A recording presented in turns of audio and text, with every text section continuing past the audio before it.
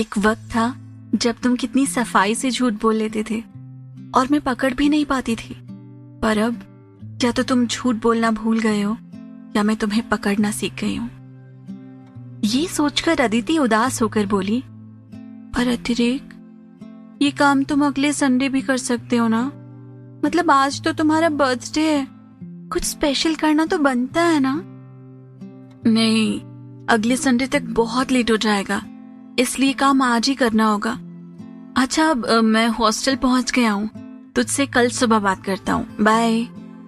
ये कहकर अतिरेक ने फोन रख दिया और उसे दुखी देखकर अदिति भी उदास होकर मन ही मन सोचने लगी। मैं जानती हूँ कि तुम पिछली बातों को अब तक भुला नहीं पाए हो, इसलिए इस बार अपना बर्थडे नहीं मनाना चाहते। मैं जानती हूँ तुम्हें डर है कि कहीं पिछली बार की तरह इस बार भी कुछ गलत ना हो जाए, पर मैं ऐसा नहीं होने दे सकती। तुम्हारी जिंदगी के सबसे स्पेशल दिन को मैं तुम्हारा डर नहीं बनने दे सकती। आज तक तुम मुझे सरप्राइज देते आए हो ना, अब मेरी बारी है, सो गेट रेडी। ये सोचकर अदिति मुस्कुरा उठी और सुबह की तैयारियों में लग गई।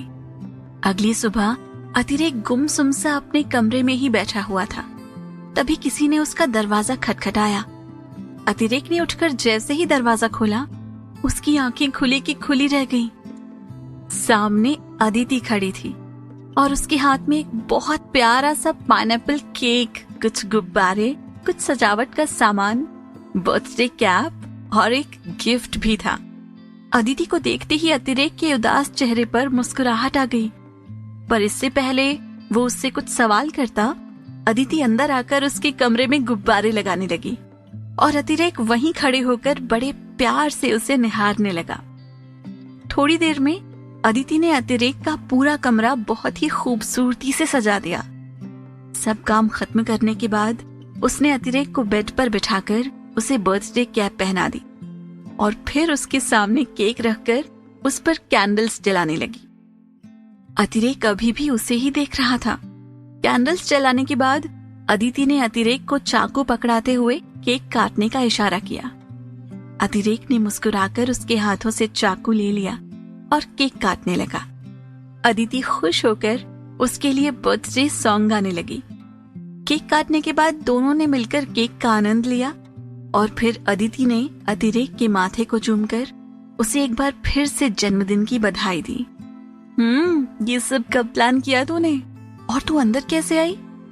अतिरेक ने पूछा तो अदिति मुस्कुराकर बोली, प्लानिंग तो गैरों के लिए होती है ना अतिरेक, अपनों के लिए तो बस फीलिंग होती है और ये फीलिंग्स किसी प्लानिंग की मोहताज नहीं होती। ये मेरी जिंदगी का अब तक का सबसे बेस्ट बर्थडे सरप्राइज है। अतिरेक ने खुश होकर कहा, क्यों, तुम्हें क्या लगा था सरप्राइज सिर्फ तुम ही दे सकते हो? अदिति ने शिकायती अंदाज में कहा तो अतिरेक हंसते हुए बोला, वैसे अब तक तो यही लगा था, पर अब मेरी ये गलतफहमी दूर हो गई है। वैसे तूने बताया नहीं, तू अंदर कैसे आई? इससे पहले अदिति कुछ कहती, पीछे से जय की आवाज सुनाई दी, मैं लेकर आया हूं भाभी को। तू भी प्लान में शामिल था? अतिरेक ने कहा तो जय शर्मिंदा होते हुए बोला, वो तो होना ही था, पिछली बार तेरा बर्थडे मैंने ही खराब किया था, तो इस बार ठीक करने में मदद भी तो बनती थी ना। मतलब ये सही है, मेरा दिल, मेरा दिमाग, मेरा चैन, मेरे होश सब मुझसे छीन कर भी तुझे चैन नहीं मिला, जो अब मेरे दोस्त को भी अपनी तरफ करना शुरू कर दिया तूने। अतिरेक ने मजाकिया अंदाज में अदिति से कहा तो अदिति शर्माते हुए बोली, अब तुम ही अपनी चीजें ठीक से नहीं रखो तो इसमें मेरी क्या गलती है? चल कोई नहीं, तू सब रख ले, वैसे भी जो मेरा है तेरा ही है। अतिरेक ने हंसते हुए कहा तो अदिति उसकी तरफ देखते हुए बोली, और जो मेरा है वो तुम्हारा। यार मैं जा रहा हूं यहां से, जय ने झल्ला कर कहा तो अदिति और अतिरेक एक साथ ही बोल पड़े, क्यों? क्या क्यों? तुम दोनों तो एक दूसरे में ही बिजी हो, मुझे तो कोई भाव नहीं दे रहा यार। कबाब में हड्डी वाली फीलिंग आ रही है, और तो और कोई केक तक नहीं खिला रहा मुझे। जय ने उदास होकर कहा, ओह सॉरी सॉरी, मैं अभी केक लाती हूँ। ये कहते हुए अदिति कमरे की दूसरी तरफ जाकर प्लेट में केक निकालने लगी और अतिरेक धीमी आवाज में जय को हड़काते हुए बोला, साले, जब तू इतना ही समझदार है, तुझे पता है कि तू कबाब में हड्डी है, तो क्यों हमारे गले में अटका है? निकलना। साले कितना कमीना है तू, मतलब भाभी आ गई तो अपने भाई को भूल गया। जय ने भी उसे छेड़ते हुए कहा, अबे साले, भाभी तो आज पहली बार आई है, तू तो हमेशा ही मेरे सर पर मंडराता रहता है। अतिरेक ने हंसते हुए कहा तो जय चिढ़ते हुए बोला, कमीने, कितना सेल्फिश है तू। अच्छा, मैं सेल्फिश हो गया और तू अपना टाइम भूल गया, जब तू मुझे मेरे ही रूम से भगा देता था और मैं 3-3 घंटे रोड पर टहलता रहता था। अतिरेक ने कहा तो जय मुंह बनाते हुए बोला, अच्छा ठीक है, जा रहा हूं मैं। हाँ चल निकल। अतिरेक ने आंखों के इशारे से कहा तो जय खींच कर बोला, अरे पर केक तो खा लेने दे।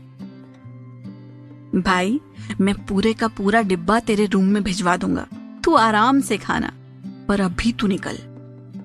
अतिरेक ने झल्लाकर कहा तो जय मुंह बनाते हुए बोला, जा देख ली तेरी दोस्ती, दोस्त ना रहा, प्यार ना रहा। जय ये गाना गुनगुनाते हुए कमरे से बाहर निकल गया। दोस्त ना रहा, प्यार ना रहा। उसके जाते ही अतिरेक मासूम सा चेहरा बनाकर बैठ गया। तब तक अदिति केक लेकर वहां आ गई और जय को ना देखकर वो इधर उधर देखते हुए बोली, अरे ये जय कहाँ गया? वो उसकी माँ का फोन आ गया था, इसलिए चला गया। अतिरेक ने बनते हुए बोला, पर केक तो खाकर जाता। अदिति ने उदास होकर कहा तो अतिरेक मन ही मन ये सोचकर झल्ला उठा कि केक ना हो गया, शाही घराने का खाना हो गया, हर कोई पीछे ही पड़ गया है। वो आएगा ना अभी तो खा लेगा, अब तुम प्लीज ये केक करना बंद करोगी? अदिति ने झल्ला कर कहा, अरे मैंने कब केक किया? मैंने तो एक बार ही बोला और तुम इतना इरिटेट क्यों हो रहे हो? अदिति ने मायूस होकर कहा तो अतिरेक मन ही मन सोचने लगा, क्या कर रहा है अतिरेक? ये बेचारी इतनी दूर से तुझे सरप्राइज देने आई है और तू इस पर ही इरिटेट हो रहा है। नहीं तो मैं कहाँ इरिटेट हो रहा हूँ, इनफैक्ट मैं तो खुश हो रहा हूँ। आफ्टर ऑल तुमने इतना प्यारा सरप्राइज जो दिया है। अतिरेक ने अपना गुस्सा किनारे करके मुस्कुराते हुए कहा, अच्छा, अब मैं चलती हूँ, बहुत देर हो गई है, निकी भी वेट कर रही होगी, उसके साथ शॉपिंग के लिए जाना है। इतना कहकर अदिति उठकर जाने लगी, पर अतिरेक ने उसका हाथ पकड़कर उसे अपनी तरफ खींचा। अदिति घबराकर उसकी आंखों में देखने लगी और अतिरेक उसके करीब आते हुए बोला, कम से कम बर्थडे गिफ्ट तो देके जा। ओह, बर्थडे गिफ्ट देना तो भूल ही गई, एक मिनट। ये कहते हुए अदिति बैग से गिफ्ट निकालने लगी और फिर अतिरेक को गिफ्ट पकड़ाते हुए बोली, ये रहा तुम्हारा गिफ्ट। अतिरेक झूठी मुस्कुराहट के साथ गिफ्ट लेकर मन ही मन सोचने लगा, कुछ नहीं हो सकता मेरा, मतलब कुछ हो ही नहीं सकता मेरा। मैं इसे क्या कहता हूँ और ये क्या समझती है? कभी कभी तो इसकी मासूमियत पर गुस्सा आता है मुझे। अतिरेक ने थैंक यू कहते हुए गिफ्ट खोल कर देखा तो उसमें राधा कृष्ण की प्यारी सी मूर्ति थी। अतिरेक राधा कृष्ण को बहुत मानता था, इसलिए अदिति उसके लिए ये तोहफा लेकर आई थी।